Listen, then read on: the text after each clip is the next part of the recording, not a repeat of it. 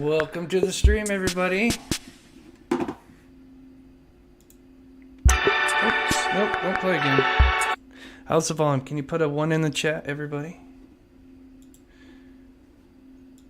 Can you guys hear me okay? Sorry, I got a... Hi, Maria. Hi, Kim. Let me fix this microphone real quick. Good, good, good. What's up, Tiffany? What's up, Sarah? What's up, Brady? Rhonda? Oops. Okay, good. You guys can hear me all right? Sweet. All right, let me pull this up real quick. Awesome. Okay, before we start our show, so we got Joni Bradley. She's been missing for a while now. She's been missing since November 9th of last year. I've actually featured her a couple of times, and I just saw a family member post her on Twitter again. So they really need our help, getting the word out for this poor girl. What's up, Tina? What's up, Matt? So she's from Powhatan. Hopefully, I'm saying that right. Virginia. She goes by Violet. Says she is in need of medication. She may be in Amelia or headed that way. Unknown persons may be assisting her. She's 16, green eyes. Looks like she's got dyed hair, so purple and black. And she's got her ear and nose pierced. So yes, from Powhatan, Virginia. Hopefully I said that right. What's up, Arctic? What's up, Karen? Thank you guys so much for tuning in. So today's show, I'm going to do go over Thomas Howe, and then if we got some time, I'm also going to do Natalee Holloway, because that's a big, interesting case. So let me take a look at the chat.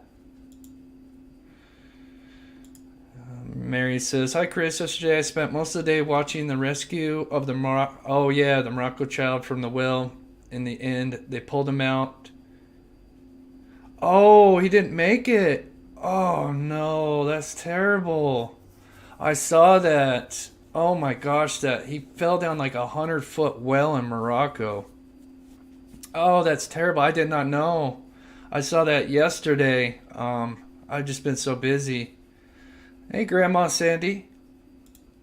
Oh, yeah. Well, I'll get into the Holloway case. That'll be on the second part of the show. We're going to go over Thomas first, but we'll dip into her as well.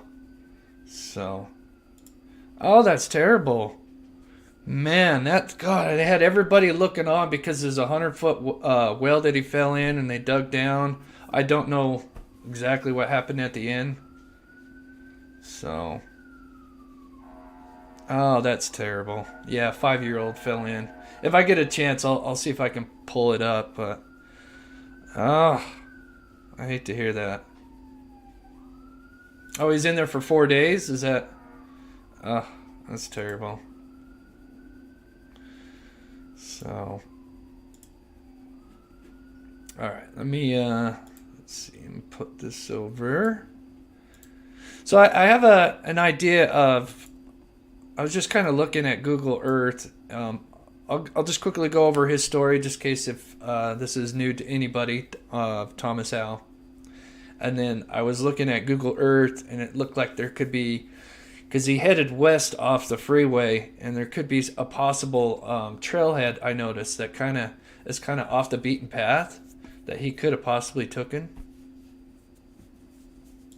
Yeah, Brady says Tommy Howe case is strange. Yeah, it is.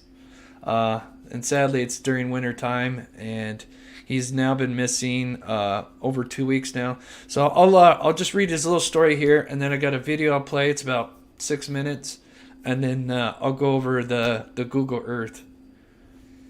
I'm gonna take a look at some possibilities of where he could have traveled to. So Tommy Howe, a recent college graduate who just started a new job. He's 24 years old in an apartment with friends in downtown Chicago.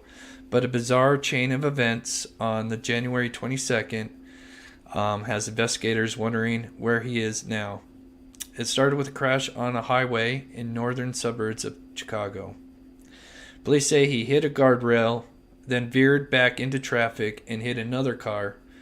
The two vehicles stopped in the median.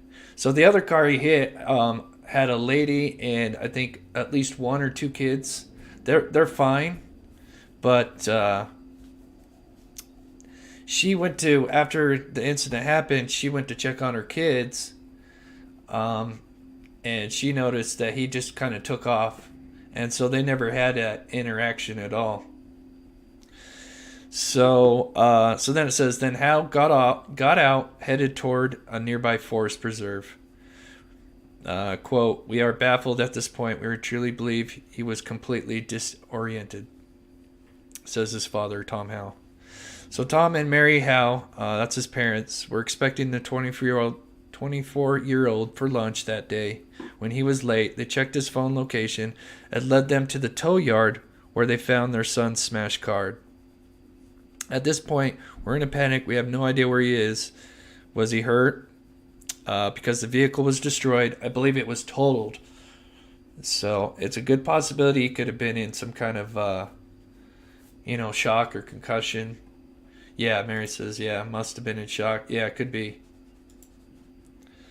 Calls to local. So the family quickly called the local hospitals around there. And I believe they called some shelters, but no sign of him. Yeah, more Murray vibes. Definitely.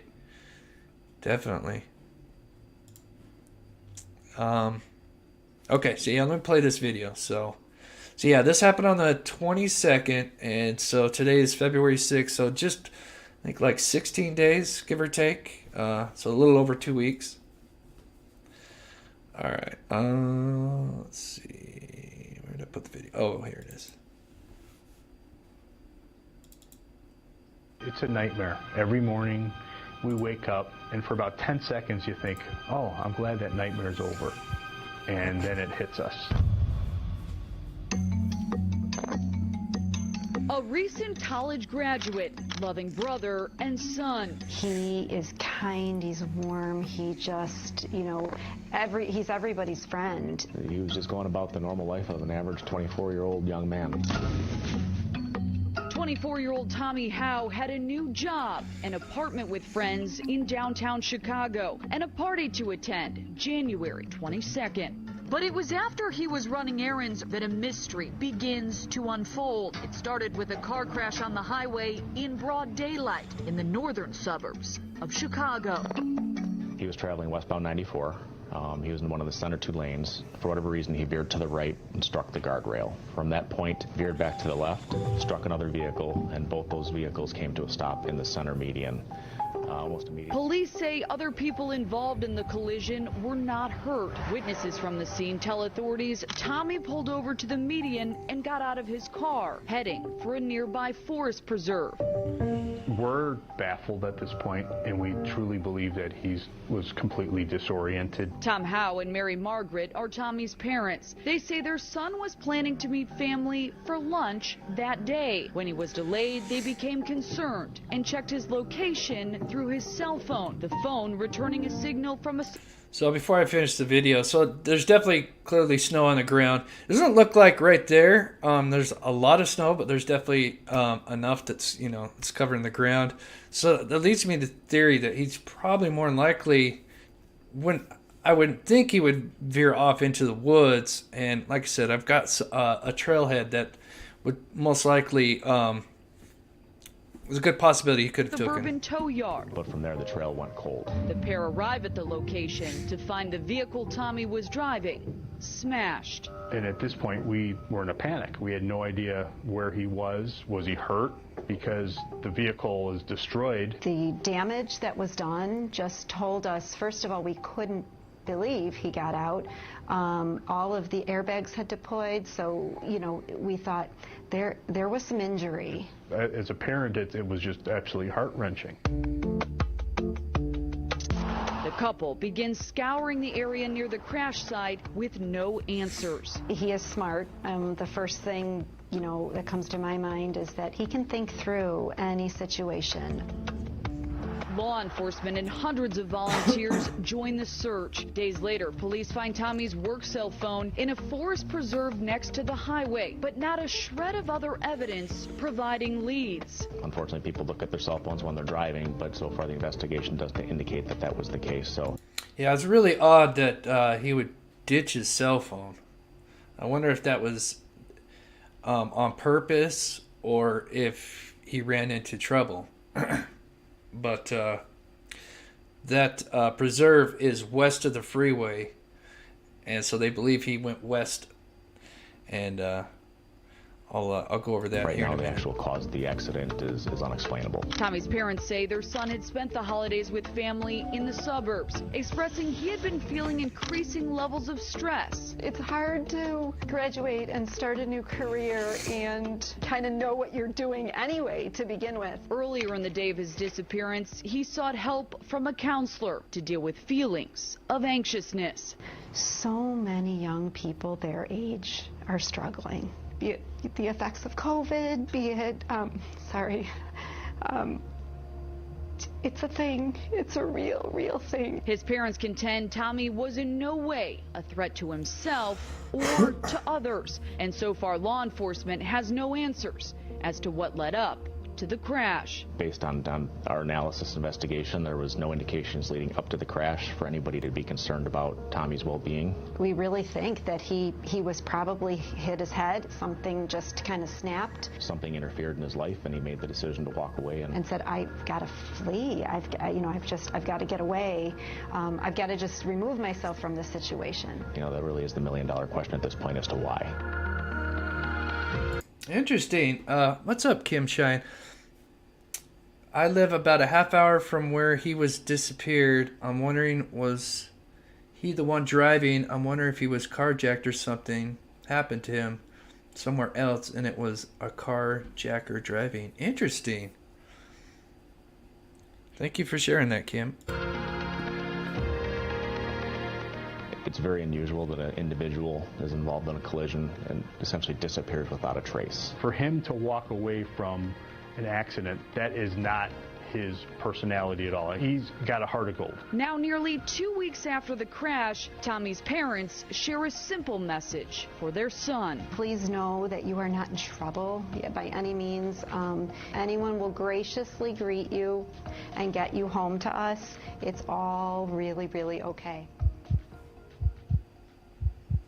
And the chief of police here tonight, Marnie, saying he has 5 children of his own, and he is treating this investigation like Tommy is one of his children. Okay.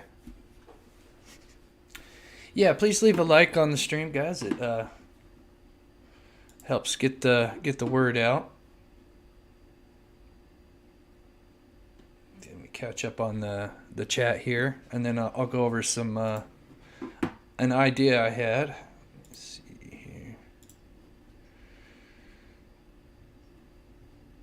Hey, what's up, Frank?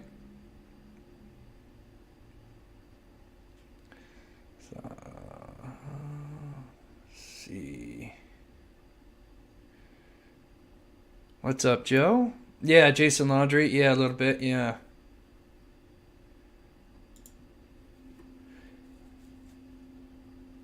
Are they showing pictures of his car? I have not seen any pictures. They could be out there, though. Yeah.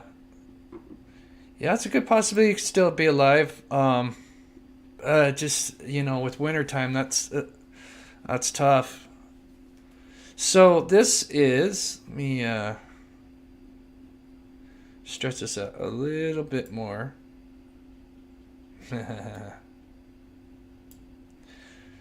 Do you, Frank? Okay, so let's see me. So this is where they believe. This is where he wrecked about somewhere around this area right here. Let's see if I can make sure you guys can see it. Yeah. And where they found his cell phone is in this preserve, but I do not know exactly where. I don't know, Kim Shine, if you know anything, please share it in the chat. That would be awesome. But they found his phone somewhere in this preserve, which means, and this is west. So I was just kind of looking on just different areas around here, and I found this trailhead right here. And because, you know, you got to think it's wintertime, so he's probably not going to be trekking in the middle of the woods. And if he did, maybe he was suffering from a concussion. And some severe concussions can last anywhere from 5 days to a week? Okay, you don't know exactly. Okay, thank you, though. I do know that they have been doing some searches. Kim, do you know by chance if I'm assuming they searched the preserve? That would be kind of, if they found his phone, I'd assume they probably searched this wooded area. But this is, so if you guys see this path that I have highlighted, this is kind of an interesting path. And if you notice, it just kind of runs along here. And so you've got neighborhoods over here. So you would think if he was kind of walking along, this is Mary Street right here. If he was walking along this main road, someone would have seen him, because you got residential here, you got residential here. But as you can see, this trailhead literally runs right through, in between, and he could have just gone, and this is about 2 miles, and no one would have ever seen him, unless they were walking on this. But if it's the middle of winter, I don't know how many people go along this trailhead, but I'll just kind of show you what it looks like from this view. Let me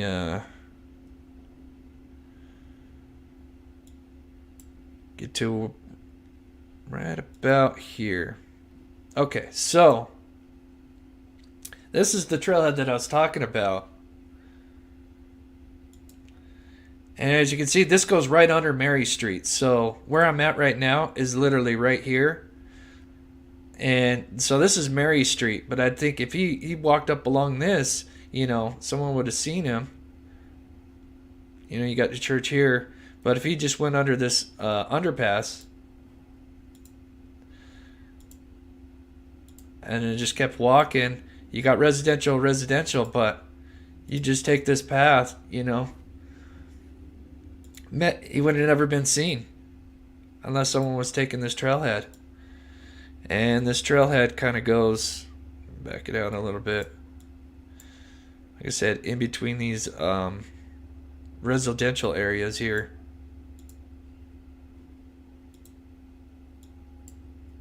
What's interesting, I don't know how much he knows this area. I don't know if he was walking to the hospital, but there just happens to be a hospital right here too. But I think there's a possibility if he was just wandering, he could have taken this trailhead. Kim Sign. Yes, they have had a few searches. Okay, yeah. In the preserve, probably. Yeah, they called the hospitals. That was kind of one of the first things they did.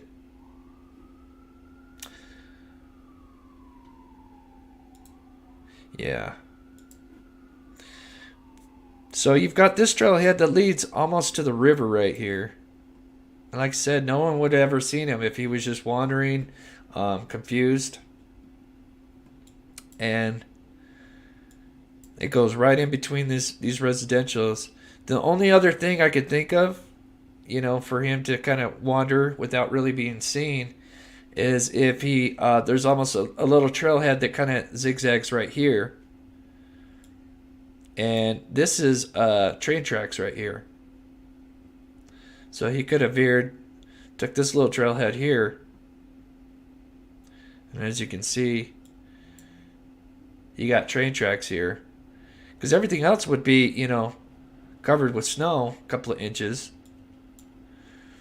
And if he followed that and kind of headed southwest, let's get to about right here. As you can see, there's just a lot of heavily wooded areas.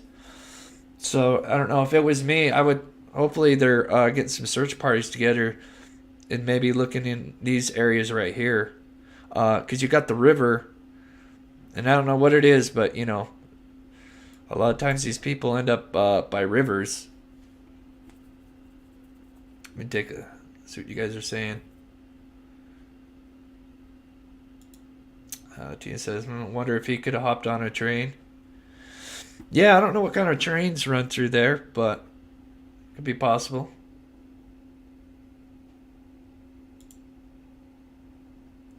Yeah, what kind of wildlife? Yeah, interesting. I do not know.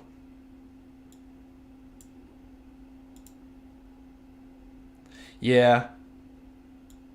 Yeah, this is true. I mean, this is the middle of the winter. The only other thing is if someone said that he could have been carjacked. Yeah, maybe, or picked up. Maybe he was walking along this Mary Street here. You know, he took this path and then was maybe trying to hitchhike along this way, and someone picked him up here, off this road here.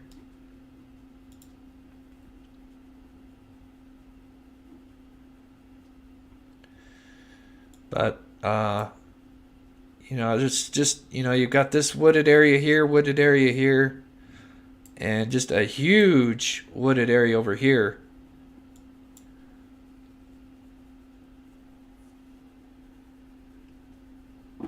Holly says, I'm curious. Let's see. I'm curious if he would have called a tow truck company.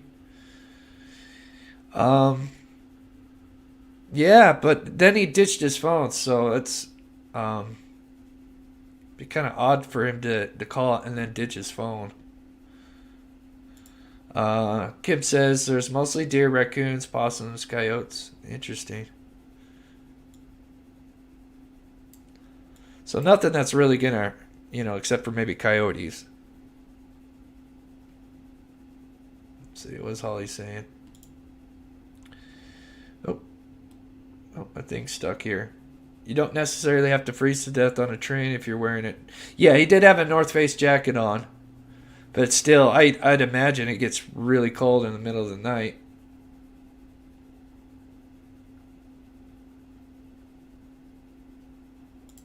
Okay, Mary. Have a good day.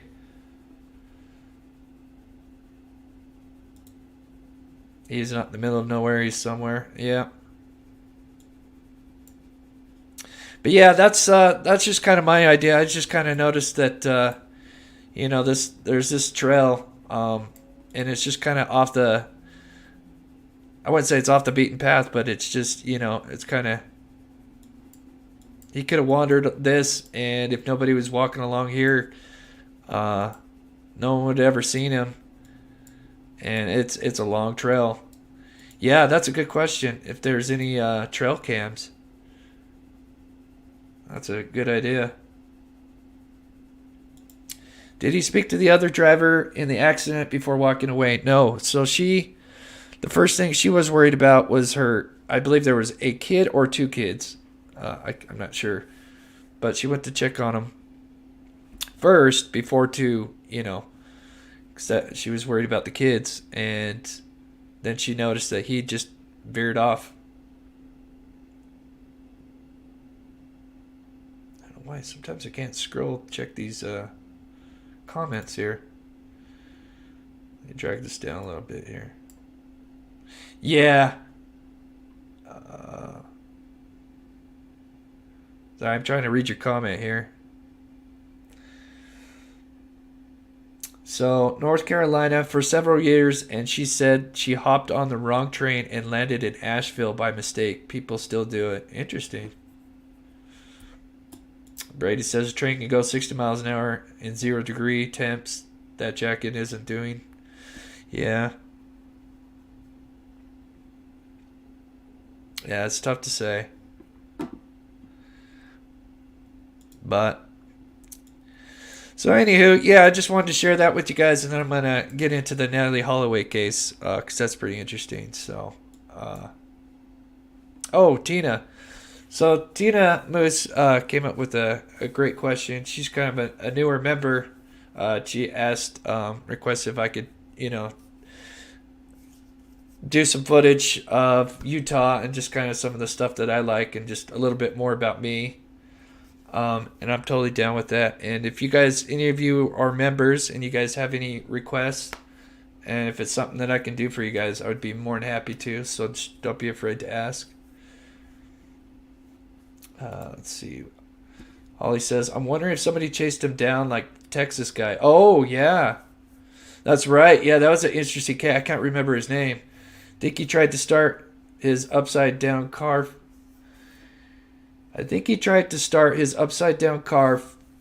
40 times. Yeah, then it was odd itself. It was odd in itself. Paint transfer on his car. Yeah, you're talking about Robinson. Yeah. Why did the other people let him get... Yeah. Apparently he kind of ran, from what I understand. Maybe he just completely disoriented, had a concussion, and had no idea what was going on. Yeah, he hit another vehicle. So he hit the guardrail first, and then that caused him to bounce back into traffic, and then that's when he hit the lady. And his car was totaled. Luckily, she was okay.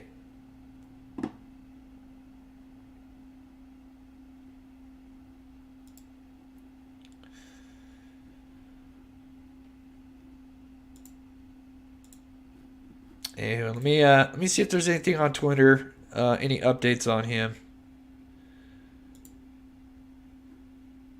I've checked Reddit and everything today, and there just hasn't been anything.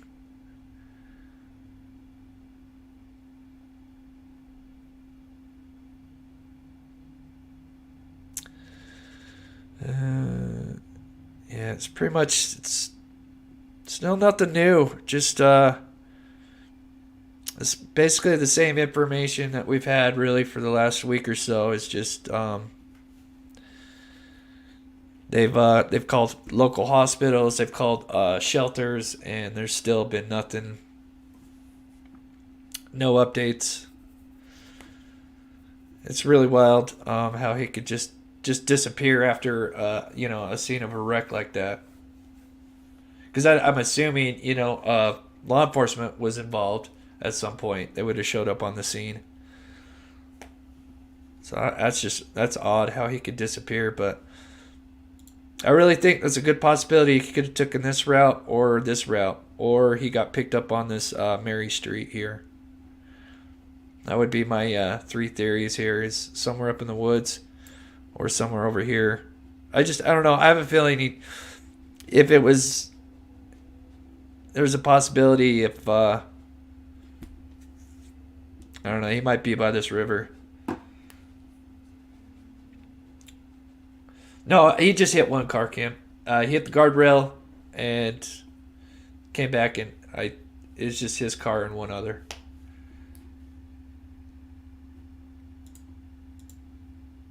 So, I was watching a documentary.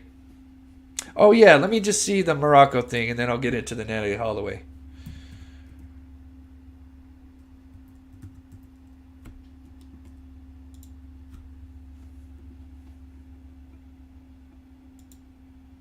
Is there a video to play? Oh, they had dug this big giant pit to get to him. Poor kid.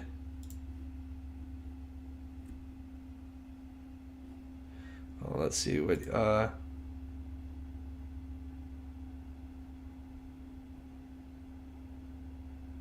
sorry. Chat's going so fast, guys. I'm trying to catch up. Was there 2 cars involved? More than one? I'm sorry. Rhonda says, did the other driver verify it was him? I think so. Okay, here, I'm going to play this video, guys. And I'll catch up to the chat. I might have to slow it down.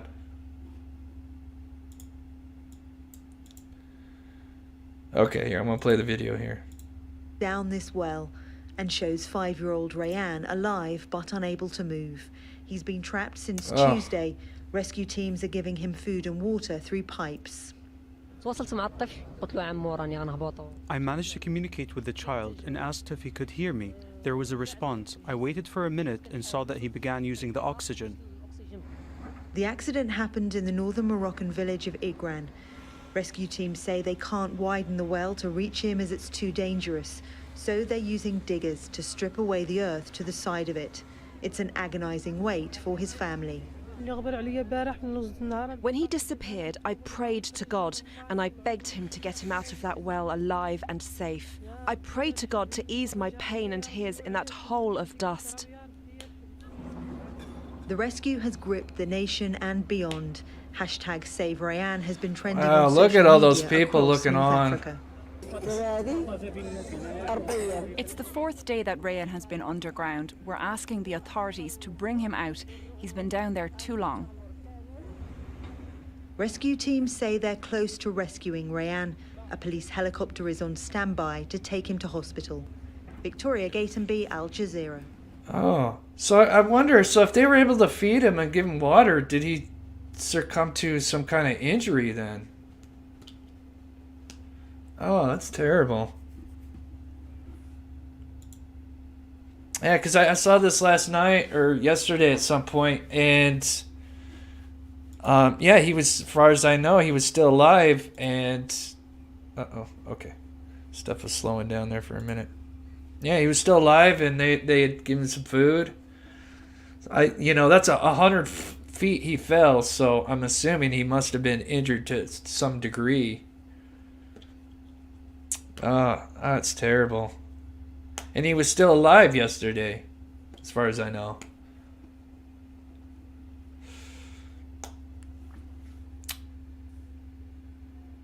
Yeah, so this is that was in Morocco.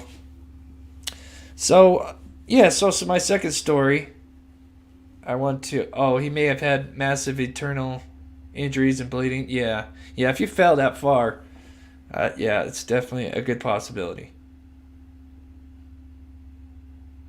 Oh, somebody else fell. That poor boy in Aruba reminds me so much of baby Jessica who fell down a well, Texas. Yeah.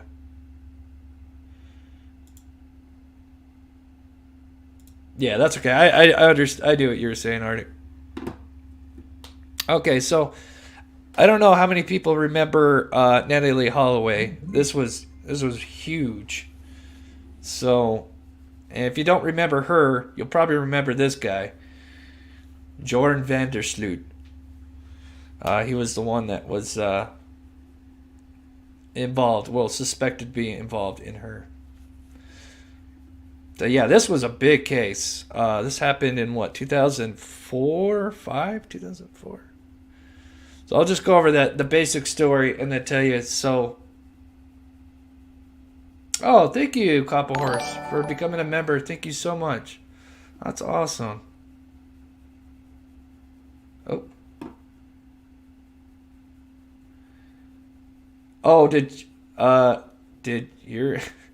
Do you mean Joran van der Sloot? Is that what you mean, Tina?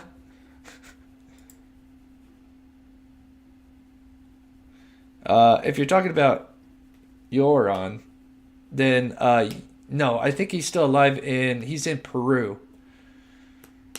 Okay, so I'll just go over her basic information and I'll go up because there's been kind of some updates, I guess, in a way. Yeah, that's what I thought you meant, Tina. Okay. So this is Natalee Holloway. So when she was 18, mysteriously disappeared, and it made international news. I mean, it was huge. I mean, it was all over the news. So she vanished on May 30th, 2005, near the end of a high school graduation trip to Aruba in the Caribbean.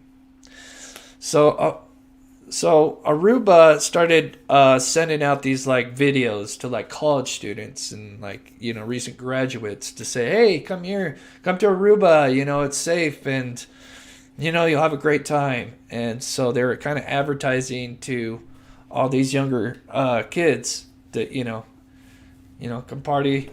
come can party over here. It's safe.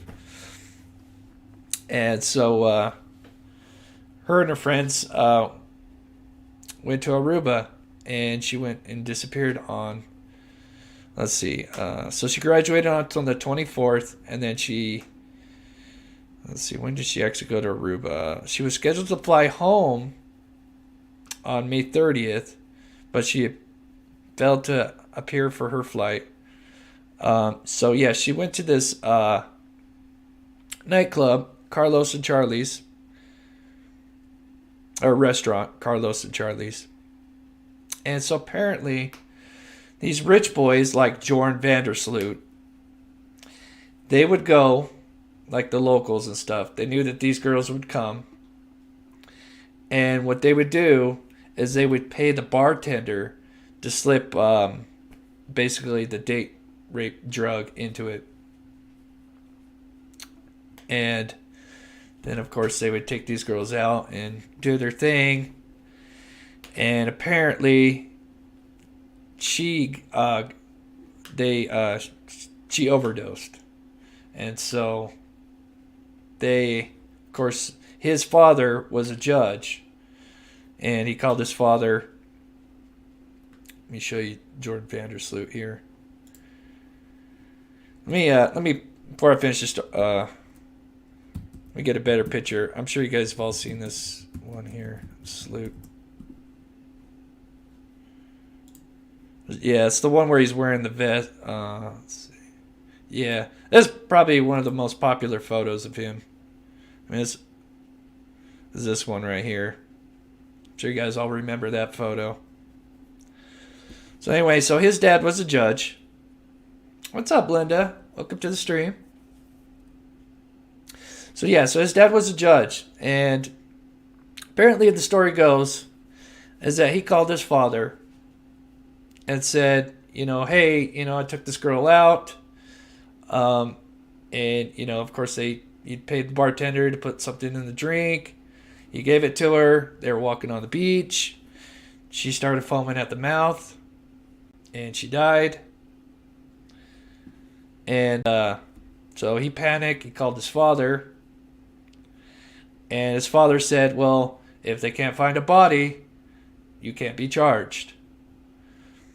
And so, and at the time, they didn't know how much involved his father was. They kind of thought it was more politically. But what we learned in this documentary that came out not too long ago is that his dad actually helped dispose of the body. So, I'm going to show you a video of his buddy that he confided all this new information to.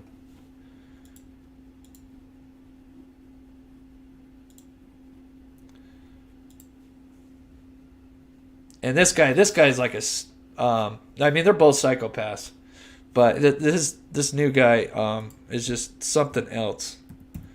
And he was on Nancy Grace.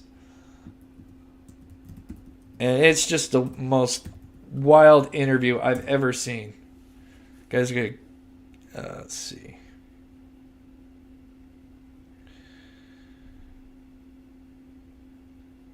Yeah, here it is. So this is the buddy that he confided into.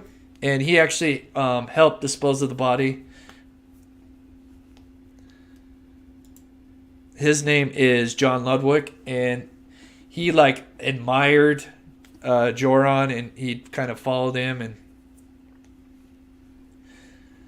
yeah. So let me take a look at the chat, and then I'm gonna play this video. Let me just make sure everything's good. And it says thanks. I didn't get a notification either. I will try that too.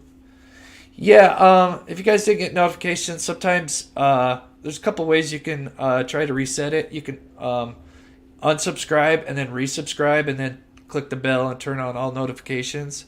I don't know why, but apparently that can help. Sometimes it's on the phone as well. Alright, so I'm going to play this video. This video is wild. So this is his buddy. Thank you for being with us. Hi. So apparently, his buddy, he called his buddy because they had taken the body. Vandersloot and his father took the body, and buried it up. It's kind of rumored where exactly they buried her the first time because they kind of moved her body. But they buried her out somewhere in the desert. And then they, of course, the father of Holloway came in and, they started a search party and they started looking for her. And I guess they were kind of getting close to where she was buried. And so Vandersloot got, freaked out and called his buddy, this guy that's actually on screen right now that I'm going to play his interview. And he goes out and gets the body and moves it and then takes it to a crematorium, supposedly. And he mixed it with animal bones because apparently, I guess in Aruba, I don't know this, happens in these kind of countries or not, but apparently if you've got, like, let's say a dead animal, you can go to, like, these crematoriums and just say, hey, I've got Fluffy here. I've got his bones. I just want to cremate him. And then you slip them some money and they cremate and there's like no questions asked.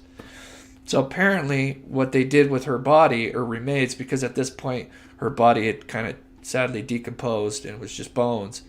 So they mixed her bones with animal bones and then took it to this crematorium, slipped them some money, said, hey, can you cremate these bones? And then got rid of the ashes. And that's why they could never find her. So anyway, he goes on Nancy Grace to defend Joran. Because Joran, of course, is getting all the heat. How are you doing? I'm great. But I'm concerned about Joran Vandersloot's confession. It does not... Okay, Miss Kelly, I would love to... I'll have to pick your brain in a minute. So apparently Miss Kelly says she's been there. That's awesome. Now, truthful to me. Tell me, how do you know Joran Vandersloot? I met him in Aruba a few months back when he came back for his father's memorial towards the end of February. Yes. Yes. How much time did you spend a fair bit of time with him? Yeah, just about every day for about 3.5 months I was with him. So. Did you know that he was the suspect in the death of American girl Natalee Holloway? Yes, that's how I recognized him when we first met and we started hanging out. May I ask what attracted you to a potential murderer? Well, he was never proven guilty, so I wouldn't call him that. Maybe a suspect, but I mean, okay. he seemed I'll like use your phrasing. May I ask you what attracted you to a murder suspect? I mean, he seemed like he'd be a cool guy, and he ended up being what the media makes him out to be is far from the truth. He's a good friend. Elizabeth, please put Mr. Ludwig up. Okay, what were you saying, dear? I said what the media portrays him as. So like I said, this guy is literally like a sociopath. This guy is not right in the head. And there's a documentary where this guy he's like a criminal informant, and he literally goes and like buddies up with this guy, and he has to go go all these places with this guy, and you could tell this guy's not right in the head. As far from the truth, he's a good person and a good friend, and he's not the serial killer, sociopath, psychopath the media makes him out to be. Okay, Mr. Ludwig, I have in my hand his confession verbatim, and it says, I hit her in the face, on the nose. There was blood everywhere. I think she started to faint. It affected me so that I grabbed her from the neck and strangled her for a moment. Blood was everywhere. Is that the good guy that you're referring to that's been misportrayed in the media? That then takes the girl's clothes off after she's dead? Okay, I'm sorry to keep pausing it. I just don't want to steal the clip. So, just give you a little more context. So, they brought Vandersloot in for, I think, like 2 weeks, but they couldn't hold him or charge him because there was no body, there was no real evidence, so they had to let him go. Then in 2010, he ended up actually murdering another girl in a hotel room in Peru. And then this is when this interview happens. So he's trying to defend him after he's already, murdered another girl, even though he still hasn't been officially charged for Natalee. Yeah, this guy is interesting. So yeah, just to give you a little more context. Breaks her neck? I'm basing it on the Joran I knew, and that's not the Joran I know. With us is a special guest, John Ludwig. He is a friend of Joran Sloot. He's joining us from Washington, D.C. tonight. Mr. Ludwig, are you from the States? Yes, I'm from Alexandria, Virginia. And do your parents know of your friendship with Joran Sloot? Yes, they do. And what do they think of it? I mean, they have mixed opinions, but, I mean, he's my friend and it's my choice. Right. When you say mixed opinions, what do you mean by that? Because of the past alleged incident, I mean. Please put Mr. Ludwig up. Mr. Ludwig, he's confessed to breaking somebody's neck, a girl's neck, and then taking her clothes off after she's dead. And then it says, I used the comforter and the sheets to clean up all the blood from the floor. Yes, sorry, Karen Lee, yes. Apparently, Natalee Holloway's mother and John Ramsey had dated. Apparently, that's, I don't know how true that is, but yes, that is, it's kind of crazy. Only cleaned the floor. He left the rest of the room just bloody. You know, another can of worms. Here is an email exchange between you and Joran Sloot where he says, happy birthday, I hope you had a good day. This is May 29. And remember how important family and friends are. By the way, can you send me some money through Western Union tomorrow? Remember that? Yes, I do. Did you send him money? No, I didn't. He had told me, that was the evening of May 29th, and I guess the alleged event happened later, a few hours later into the 30th, but he told me he needed money to get back to Aruba, so, I mean, before I had a chance to help him out, I couldn't get a hold of him, and then the news said what it said. Sir, it's not just the news said what it said. The news is not like a being walking around this studio that just spouts. And before I finish this, as you can see, he's having a good time. He was proud of this. Like in the documentary, he kind of like literally relives these moments and watches these clips on YouTube and stuff. So yeah, he's loving this interview. Things off. The news is what he did and said. Okay, it's just not didn't fall from the sky and hit you on the head. This is what Joran Sloot said. But sir, obviously you're going to choose to believe what you want to believe. What, if anything, did he tell you about Natalee Holloway? We only had one main discussion on it, and it was an evening that we watched the Natalee Holloway movie on TV, and he just told me parts of the movie that were true and parts that weren't true, and that's about as length as I want to get into it. Did you ask him more things? No, I didn't bring it up. He talked to me about it, but I don't want to get into any more of that.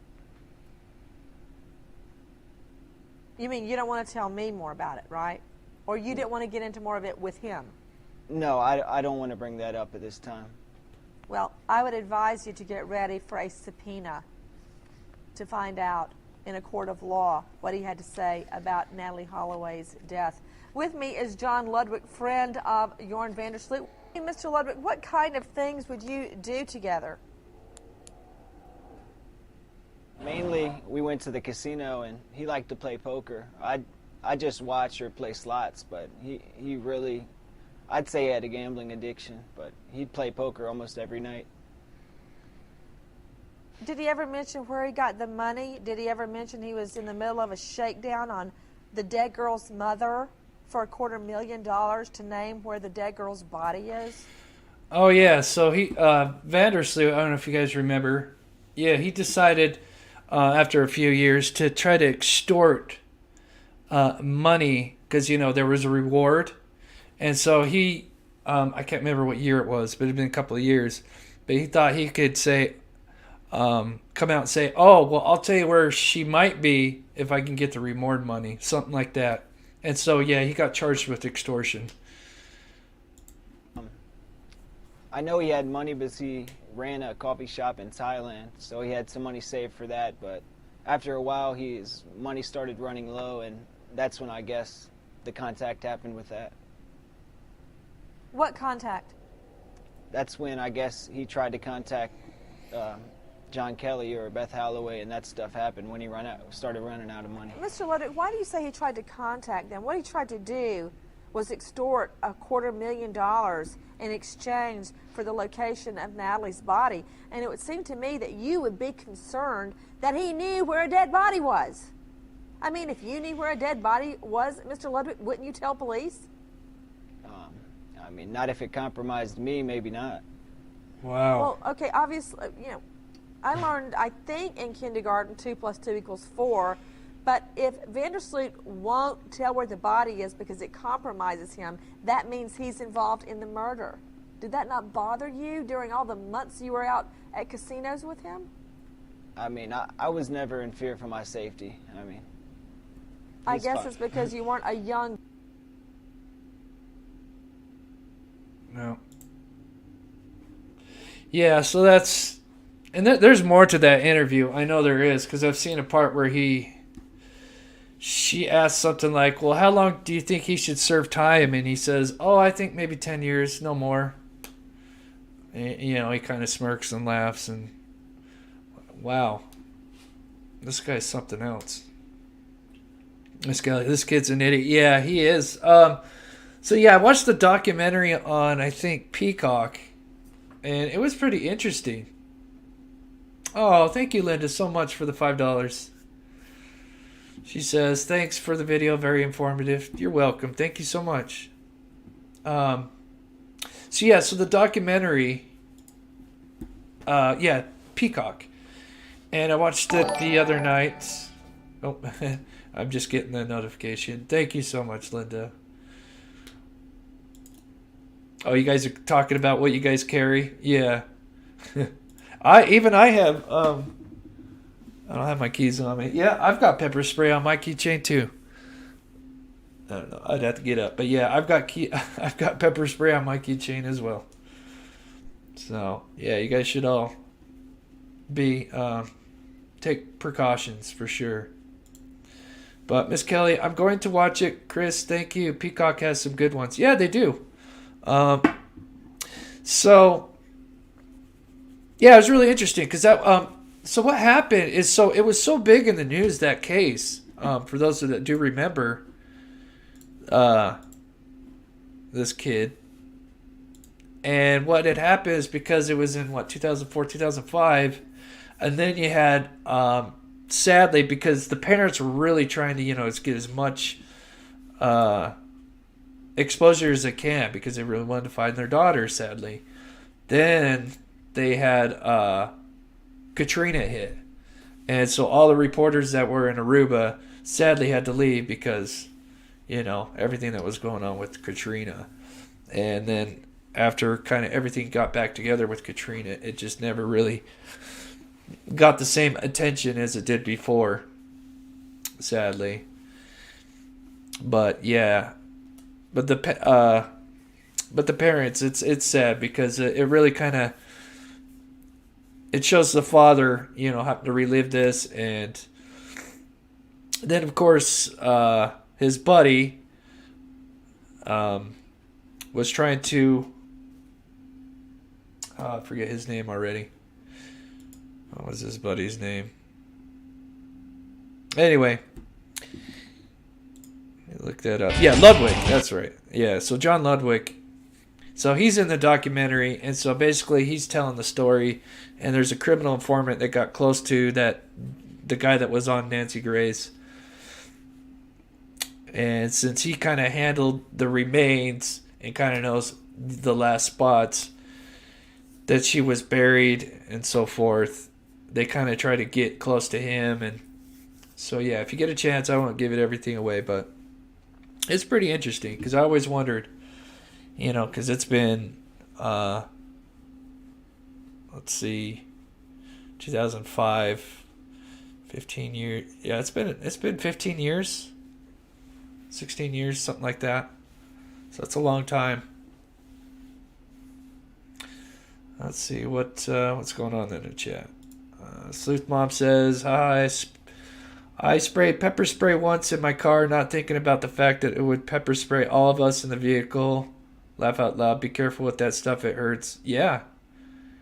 So it's good to keep a loud whistle necklace on a key ring too. Okay. Oh, What does Frank say? You got a flash, Chris only plans they will back up. Oh dear. Oh no. Joran has a kid? Well.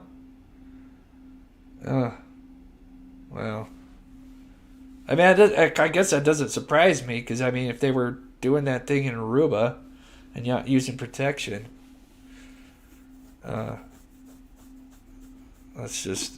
terrible. Let's see if there's anything more on Thomas here.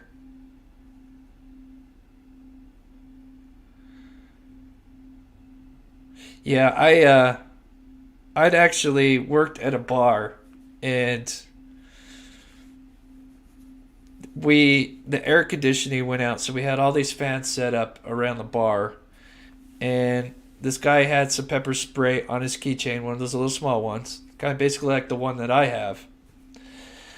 And it was a bartender that had this keychain that had the little pepper spray on it, and for some reason he left his keys close to where people were drinking, and it was a cowboy bar, and apparently one of these drunk cowboys thought it was a lighter, and so held it down, and so he's spraying the pepper spray, and this guy's probably drunk, and so has no idea that he's sitting there spraying the pepper spray off into this crowd of people, which then causes the fans to start circulating it around the entire bar. I was the door guy, so I'm the one that you see coming in. I checked IDs and everything. And I had a security guard next to me for people, to protect me and just the people around my area. And apparently he's allergic to pepper spray. And all of a sudden he starts getting all teary-eyed, and he's coughing really bad, and his face just goes flush red, and he can barely breathe. And then at the same time he's doing this, people are running out of the bar, just dashing out of the bar, and I'm kind of looking like, what the hell is going on? And then more people start dashing out, and I'm like, oh my god, like, I'm thinking the worst, So the whole bar had to get cleared out, because this pepper spray literally just got circulated, because we had all these fans set up, and it just got circulated all throughout the bar. Everybody had to get evacuated out of the bar. Fire department came. Finally found out what it was like an hour later, because people were thinking, the worst, shooting, stabbing, what have you. And of course it turned out to be the pepper spray. So yeah, bartenders were not allowed to carry pepper spray on their key rings anymore. They could have it, but they just couldn't have it lying out. So yeah, that was bad. That really scared me, because like I said, the guy was apparently allergic to that stuff. And I mean, he wasn't even close. I mean, this happened towards the back of the bar, and we were at the front, and it affected him immediately. I was just barely starting to kind of smell the pepper, but he was, oh my god. I think he probably had to be like hospitalized, not like major, but had to be checked out. Yeah, it was total mayhem, because that's a big bar. It's the Westerner. It's a cowboy bar, and it holds, oh god, it's a big bar. I want to say at least 300 people, easy. It's the biggest bar in Salt Lake City that I know of. Yeah, that was bad. So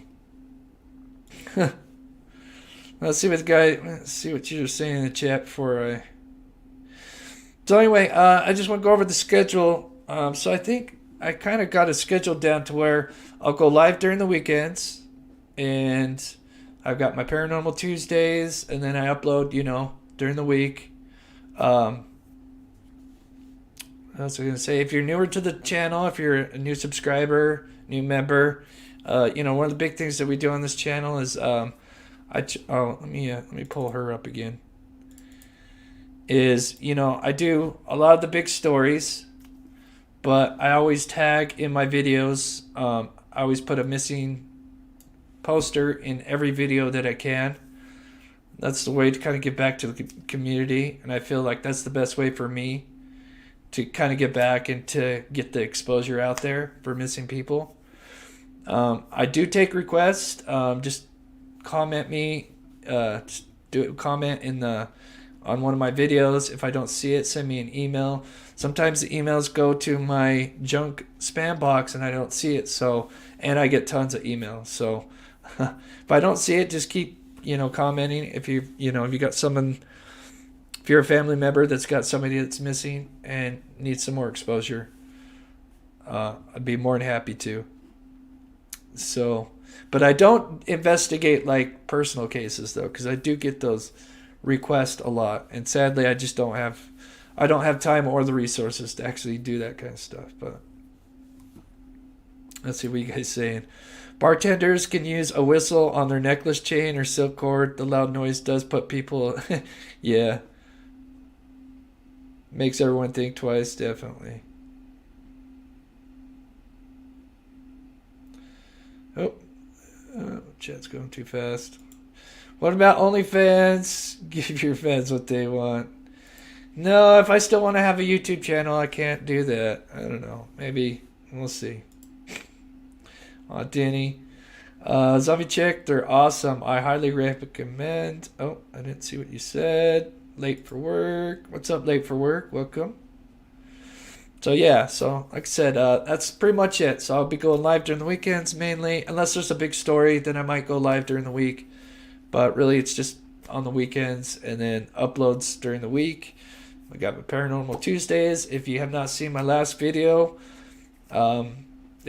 everybody liked my last Paranormal Tuesday. This seems to be a big hit. But I think that'll do it for today. I might go live tonight. I'm not sure. We'll have to see. So, see if there's enough content. So, yeah, thank you so much, Copper Horse, for becoming a member. That's so awesome. Thank you, Linda, for the $5. 35% goes to the Humane Society, and I will start putting up the total for how much we're going to donate to the Humane Society every few months. So I'll have like a running total the next time I go live, now that we kind of got some money. So, all right, guys. I hope you guys have the rest of a great weekend. Thank you, Linda. Thank you, Aunt Denny, Frank. Your OnlyFans will have to wait, ladies. You guys are amazing. Please leave a like on the way out. Thank you so much, guys. Bye, Zombie Chick. Bye, Karen. Thank you so much, mods.